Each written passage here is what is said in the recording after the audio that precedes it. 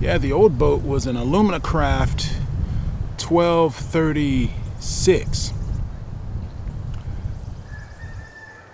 I think I got it in 2014. So it's from 2014 to 2020. Was that 6 years?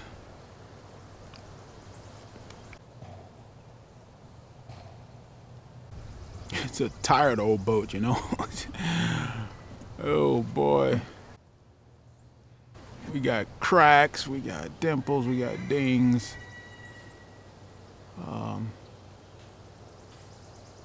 But we got a new one.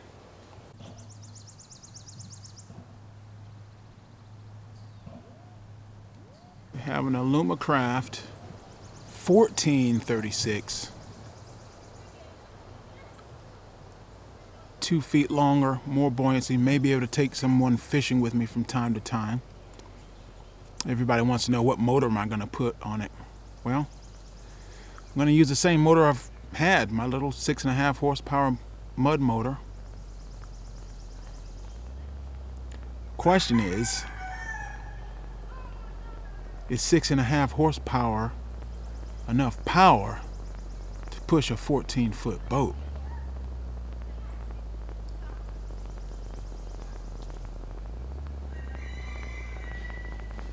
Yeah.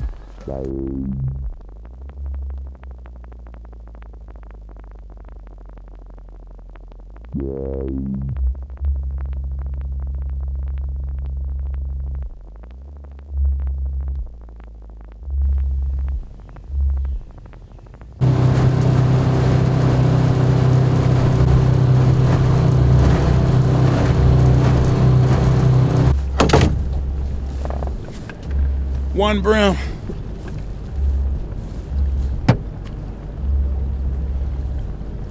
They're not deep.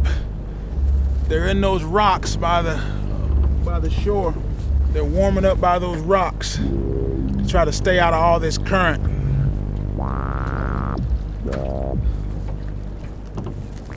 But I don't want to crash my new boat on all those rocks. There are a good number of fishermen out. And they're kind of in my drifting path that I would be in if I were going to fish close to the rocks. So I'm kind of having to, because I have no control over where my boat goes. And I need to be a lot closer to the bank because that's where they are right now. They're not, the water's cool. The water's still very cool. So they're close to the bank where those rocks are, especially the western bank, because the sun comes out of the east. No hand lines today, no jugs, just a cane pole and a simple little ultralight bluegill rod. I'm not using my normal bottom rig. I'm using 2 hooks, 1 hook on the bottom, split shots, and another hook. That's what I'm using right now.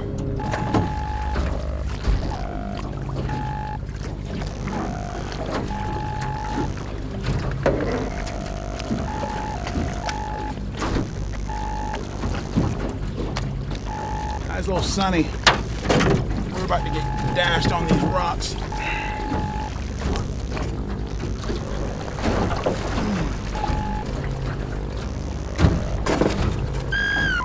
Yeah, they're in the rocks.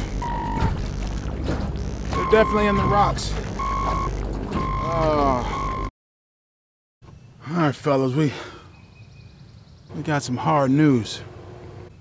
Hard news.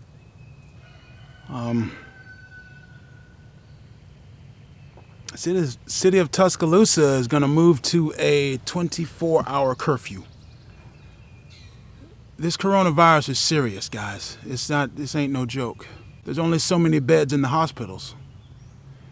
And when you look at the trajectory of this thing, if we just did nothing and live our normal, happy, fat American lives, it would spike up like this, and it would just, you don't want that. But even with all the social distancing, it would definitely round off the curve, but it would still overwhelm our hospitals, at least here in Tuscaloosa. And so what the mayor of Tuscaloosa and the city council decided was to implement a 24-hour curfew. All non-essential businesses are going to be shut down. What that finally means for Black Warrior Lures is, as of Sunday night, 10 p.m., I won't be able to mail out any of my orders. I can still work on the orders. I can still, well, at least inside the house I can, but I won't be able to mail them out to you. So I want to inform you that there will be a delay.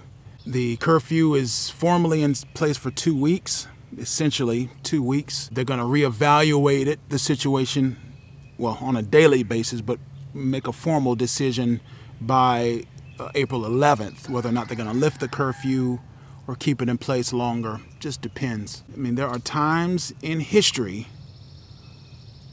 when it's not about freedoms. It's not about rights. It's about survival. The fat times are over, okay? The fat times are over. The lean times are starting. It's about preserving humanity at this point, okay? Yes, there are far worse diseases, but the real threat is this thing spreads like crazy. And the last thing we need is more people sick with this thing than the hospitals can handle. We've seen it in China. We've seen it in Italy. We've seen it in places, even here in the United States, where despite all of these social distancing measures, it's not enough. It's just not enough. And we got to step it up a notch. And I liken it into, you know, this isn't about fighting some war in a desert. All right, this isn't about fighting in some jungle in Southeast Asia. Right? We have a real enemy here, and it's called a virus. And it's right here in our own ranks, in our own hometowns, where our moms and grandmothers are living, and our sisters and brothers, and uncles and nephews, and friends and loved ones. This is not just something happening in some far-off place. It's right here, right now. How do we fight? We stay inside. We hunker down. We survive. We live. We do what we always done in America. We do what we have to do to get the job done, because that's what we do. Your city may be different. You may have a smaller population, or you're just more remote by definition, but I'm in West Central Alabama, all right, and we're only maybe one step below completely shutting down the entire city. That ought to tell you something about how serious this disease is. And I want to encourage you, not scare you. And the only real encouragement I've ever had in life is through Jesus Christ. A lot of you know I'm a man of faith, and I speak about it from time to time here on the channel. But I don't like preaching sermons. I really don't even like talking. But some things need to be said, and this is one of them. I don't know what your faith is or what you believe or what you think, but ultimately, I don't think this virus really cares about you or anybody else, right? But God does through Christ. That's why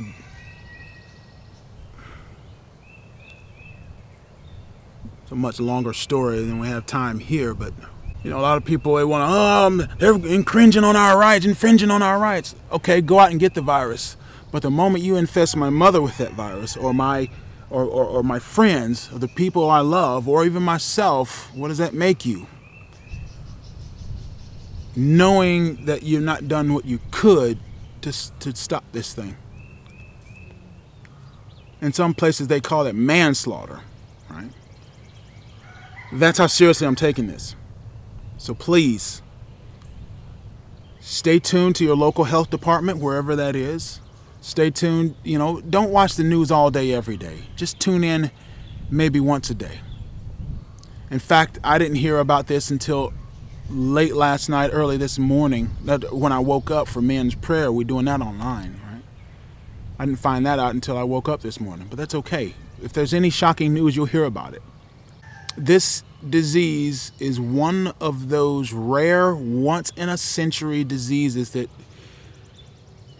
the last time we saw anything this bad was in 1918, the Spanish flu outbreak, which I don't think it started in Spain, but probably like Kansas or something. Think about it, it's been about 100 years, like 102 years or something, right? Obey the authorities. Of course, I mean, many places here in the U.S., they're going to steal a lot. We're still going to go get food. It's not, we're not in a Wuhan situation, right? We can go get food. We can go visit the doctor if we need to. We can go get gas. We can go outside and exercise. I mean, I can come out here and hang up my clothes and need something to wear. I don't really particularly want to walk around the house naked all day. Yeah. And I want to give a quick update. I won't be able to go make any fishing videos. I can't. All the boat docks have been shut down. But we gotta, specifically for you people, for everyone in Tuscaloosa County particularly, I'm speaking to you directly, that we have to unite and do this. We have technologies like the internet. We can call people, we can voice chat with people, we can telechat with people via the Skypes and all this stuff now. It's not like it's not 1918, right? We have technology on our side here.